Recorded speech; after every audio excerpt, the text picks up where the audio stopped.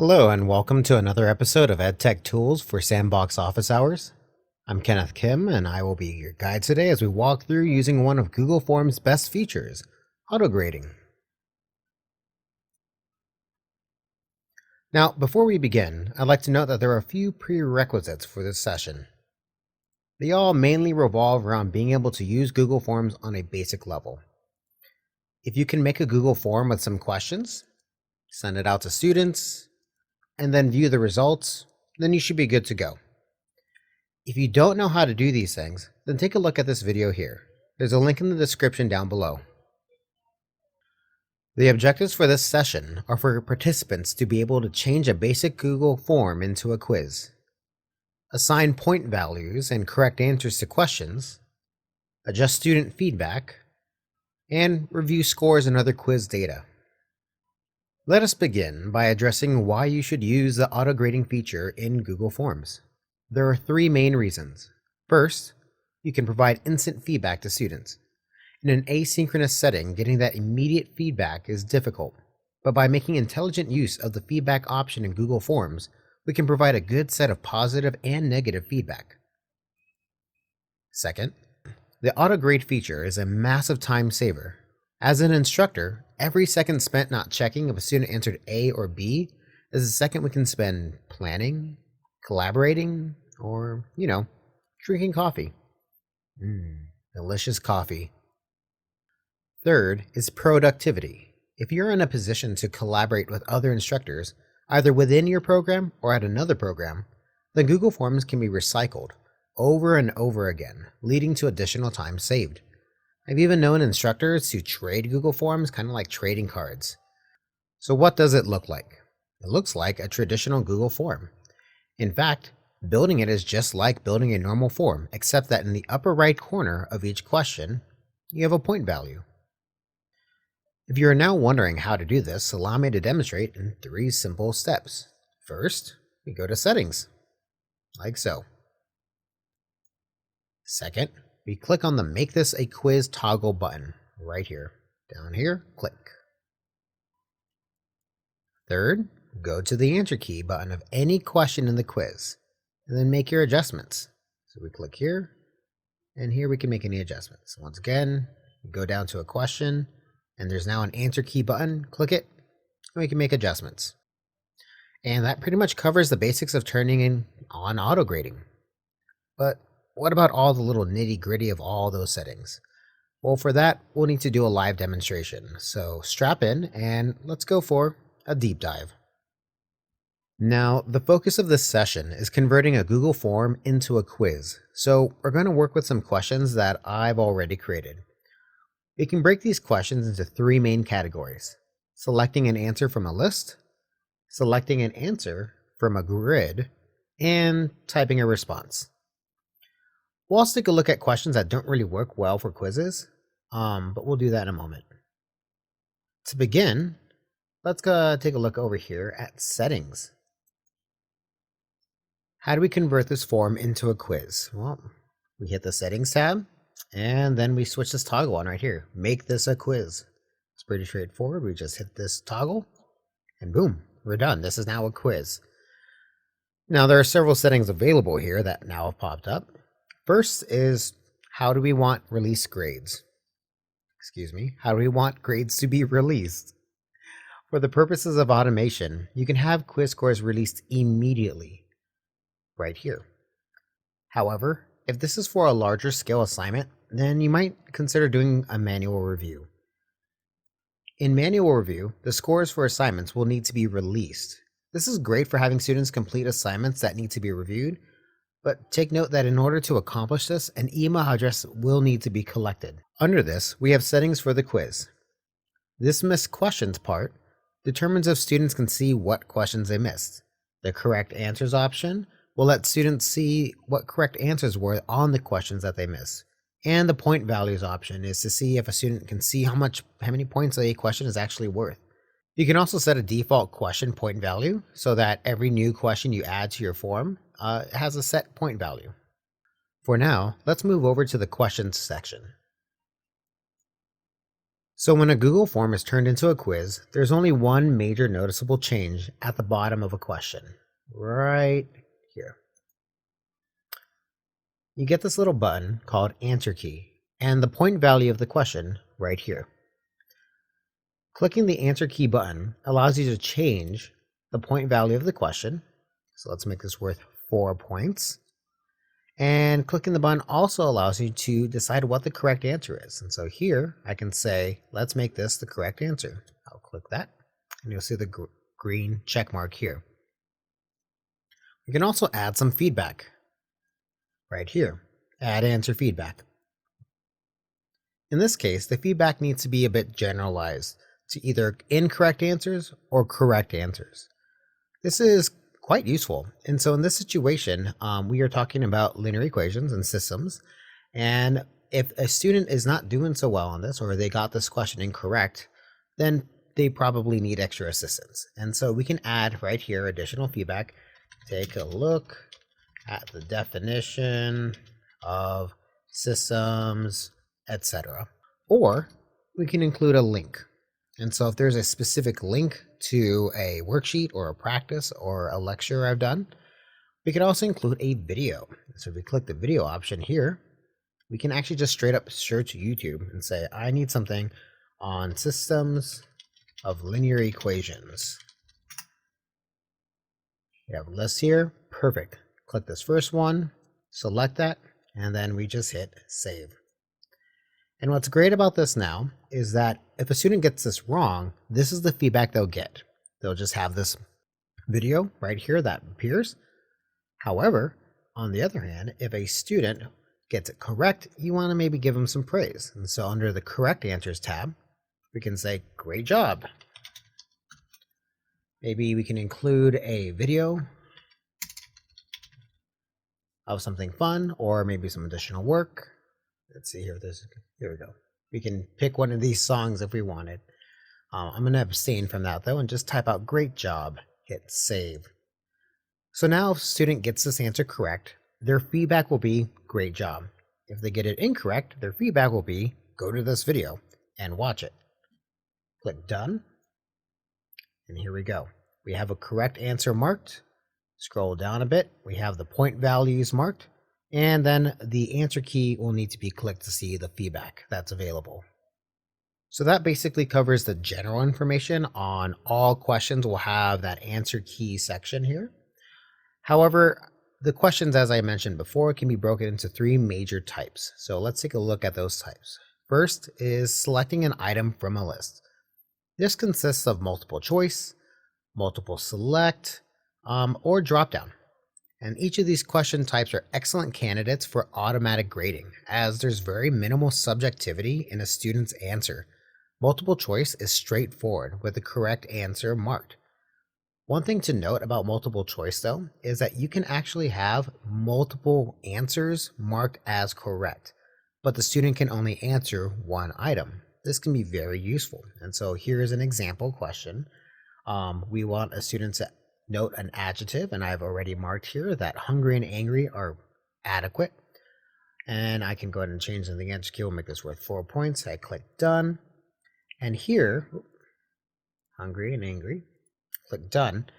And here we can see that the student, it's a multiple a multiple choice. So the student will only answer one option. But if they select hungry or angry, they will get full credit for this question. Multiple select questions are also pretty straightforward. In this case, a student needs to answer exactly what the correct options are. There's not really any partial credit. So here we can go ahead and mark these as correct, say that there's supposed to be 4 points, hit done, and we're good to go. If a student marks all of these, they'll get the question wrong. If they answer just one of these incorrectly, they'll get it wrong. Or if they're missing an answer, they'll get the question wrong. So this does require some level of precision. So you might need to, depending on your partial credit options and policies, you may need to go back and individually mark these questions. And last is a drop down. So this is what a drop down looks like before it's been made or in the preview mode. But here we go, the answer key, mitochondria is the correct answer. We're going to go ahead and put 4 points, hit done. And here our drop down is all set and ready to go. Again, another great option, very similar to multiple choice, but useful when there's a lot of different options. Let's move on to the next set of question types. Select an answer from a grid. There are really two main options here. Grid questions provide some unique ways of students answering questions. In both cases, each row in a grid is considered its own question, which makes grid questions an excellent way to check students over a topic with several related questions, as I've demonstrated here. This question is designed to test if a student understands number sets and checks several different choices. There are two general versions of the grid questions. This is multiple select right here, and down here this is multiple choice. Here, a student can check each one of these boxes. Here, you can only have one answer per row. For multiple choice, you might mark multiple answers as correct as well, just as previously noted. So let's mark these real quick. Answer key. I'm going to set my correct answers here. I've already patterned these out so I know exactly what they're supposed to be, but we'll make these each worth 1 point, and then we hit done. And the same down here, answer key. We'll just mark this correctly here, and I will make them each 1 point. Done. Next are questions that require students to type their responses. This includes two major question types, short answer and paragraph. Of these two, only short answer question types can be used for auto grading. The short answer type is effectively a fill in the blank. However, the answer is extremely sensitive and it must be an exact match. For example, here we might have a couple of different options. Mark answer key. And so I'm going to go ahead and mark some answers here. I might say red. Red's the answer. Well, we also need to include some variations of that word. I'm also going to say red, like this. Or maybe I'll say red and then add a space. That extra space would have marked this incorrect, which is pretty common with students. They'll say, here's my answer, red all lowercase, and then accidentally hit a space. And that space would mark this question incorrect. And so by adding these different variations of the answer, I get a really good overview of the different possibilities. And so there's less risk that a student is going to accidentally be marked incorrect when they in fact have the correct answer. It's a bit finicky, but once you get the hang of it, it's pretty useful. Now, the paragraph question inherently cannot be auto-graded and will need to be manually graded. Even if the quiz is marked as immediately submit, the question will simply be marked incorrect and not provided points until the instructor adds points in the responses section, which we'll cover in a second. Now, there are 4 other question types that are available, but can't really be used for auto grading or a quiz. I have an example of each here. First is the Likert scale, which might be useful as a closing question in a quiz, and you can make it worth a couple points and ask for some feedback. Although, since this is a subjective question, it's automatically going to behave like a paragraph question and is marked incorrect until the instructor supplies points, which kind of defeats the purpose of doing it as an auto grade quiz. Next are the date and time questions, which are pretty much similar to each other, and just like the Likert question, you can make these worth points. However, again, they're subjective. You can't mark a correct answer, and so you would have to manually come back and grade these questions. And again, that kind of defeats the point. The last question type is actually right here, file upload. If you know how to use this feature, it's very useful. You can have students upload work or pictures of work. Awesome. However, again, not really useful for auto grading. And you do have to set up your Google Drive to accept responses, and there's a little bit more complication involved in that. So we're going to go ahead and skip this particular question type for now. Let's move on to how responses look. That's a real exciting part. All right, the responses tab is where the real power of auto-graded quizzes come into play. I've taken the liberty of adding some responses so we can see what this might look like after some students have submitted answers. Right off the bat, we have 3 different parts: summary, question, and individual. Each has its own importance, and we're going to start for right now in the summary part. Here at the top, we have the insights section. This is going to give you a great data spread of your grades with the average, the median, and the range, plus a nice bar chart of scores. Right away, we can see that our imaginary class breaks into 3 groups. Next is one of my favorite features, the frequently missed questions. This is an amazing data analytics tool that points me immediately towards the direction of questions that might specifically be problematic and warrant a full class discussion. We can even click on questions and jump down to the results. Jump back up here. Next is the scores section. So here is where you would release scores if you have things marked for manual grading, which I've actually done for this particular quiz, which is why we can see that all the scores are not yet released. But I could release them all with this button right here. The rest of this section gives us information on each question's aggregate responses. And so here we can see that 90% of students answer this correctly. That's probably good to go. But further down, we can see, oh wait, 70% of students marked potassium as a non-metal. Maybe we need to revisit that in class. So on and so forth. The grid questions are similar. One thing about the grid question, again, each question is treated as each row is treated as its own question. And so this is actually just for row 1. Here's all my responses. I can click the next arrow, and this is the second row. This is the third row. This is the fourth row. And the same thing applies here for the next grid. First row, second row, third row. Moving down, we have some other options here. There's typing an answer. So this is all the different feedback responses for my fill in the blank. We can see that most students just did a lowercase red. A couple students did a capital R on the front. And then we got a couple other interesting things, which we'll address in a moment, where it's an all capitalized red and then just the first 2 letters. And then, of course, we've got the responses for the free response paragraph, which we can't really get into here and doesn't give us a lot of feedback because it's really hard to quantify that. And then here's the other questions, which we don't have any responses for. Let's move over to the next section, questions. Question, this middle section here. This section is fantastic and the best place to manually grade across the board. Here we have the question that is being focused, and we can use the drop down to access all of the other questions. We can also use these arrows to navigate if we wanted.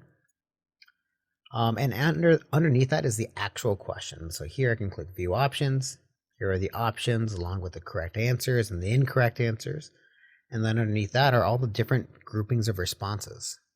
Now, I want to point out, because I really love this viewpoint, Google has automatically grouped all the different kinds of responses. And so for this particular question, let's hide the answer key here. We have 3 students just mark things completely correct. 6 students mark this setup here. And actually 1 student marked potassium but not phosphorus here. And so we can see these are different types of answers. They're all kind of aggregated together, which is great for an instructor looking at the questions and saying, okay, what did students generally do? If you see a lot of this type of thing, we're like, okay, a lot of my students are making this specific mistake. That's really valuable feedback that you can get at a click of a button. And of course, we have the grid questions. Let's jump to one of those real quick. See here, here. So here we have classify each of the following numbers. Here's our grid. And then here's all of our responses and the different responses that students provided us. I do want to take a moment to look at that fill in the blank. Clifford was a giant red dog that was famously this color. And the answer, of course, is red. And we can see our answer key here. Here's all the variations we use. Going down, these 2 students, even though they got the correct answer, have not received points for their answer. And the reason is because we didn't have those variations in our answer key. I was not kidding when I said it's quite sensitive. And so in this situation here, we forgot to add RED all caps. So this student would have gotten this wrong if it was automatically released. The same thing for this student. I personally have done this plenty of times where I hold the shift key a little bit too long while I'm typing, and so the first 2 letters are capitalized. In this situation, this student would have had this marked incorrect. As you do more fill in the blank questions, you start picking up on these variations and you can add them into your question, and then you have it for next time. So the next time students take this quiz, these will be available. I've seen that variation before. I add it to my answer key. And so this quiz just becomes more robust the more I use it. So I'll go ahead and mark these as correct. I can do that one of two ways. I can say you get 4 points, or I can just go and click check. Hit save, and their answers have been saved. We're good to go. The last section is the individual tab. As the name implies, this section allows you to see each response independently. I strongly encourage that you include a name field in quizzes. It makes this section much easier than trying to decipher whose email belongs to who. This is the place to go if you've got a specific change that needs to be made for a student, such as a grade correction. What we are looking at are the responses for this first particular student. You can see the student requires additional clarification on, for example, an integer down here. This specific student missed this one, or anything else that the student might need assistance with. If you wanted to use this quiz feature, not auto grading, but as a proper quiz, and you wanted free responses here, or perhaps this is just an assignment and you want a text response here, this is a great place to start where you can go through and see just the student's feedback and grade it here, or independent students as well. And that about wraps up our deep dive. Let's head on back. At this point, you're ready to take off and make your own auto-graded quizzes. You can make whatever adjustments you deem necessary. We've covered all the basic major features. But what if you need help? Totally okay. Everybody needs help sometimes. I need help sometimes. And here's how you can get that help you need. You come and get it at Sandbox Office Hours. So every other week, we have the EdTech Sandbox Office Hours. Click the EdTech Hub for a detailed schedule of when those are available and links to those office hours. And we really look forward to helping you out. This is specific time that we've set aside to help you all out. If you need any assistance, you can come in and we can practice this tool. If you want, I'm happy to walk you through going from nothing to creating a Google form to setting up as a quiz and just sending it out to students and ready to go. Happy to do all of that. Or maybe you just need 2 minutes and you're just like, oh, I don't know why this is not working the way I want it to. And then you need just real quick, I need clarification on X, Y, or Z. That's perfectly fine too. Please visit us. We are happy to help. That's what we're here for. Without further ado, though, we look forward to seeing you and we'll see you next time.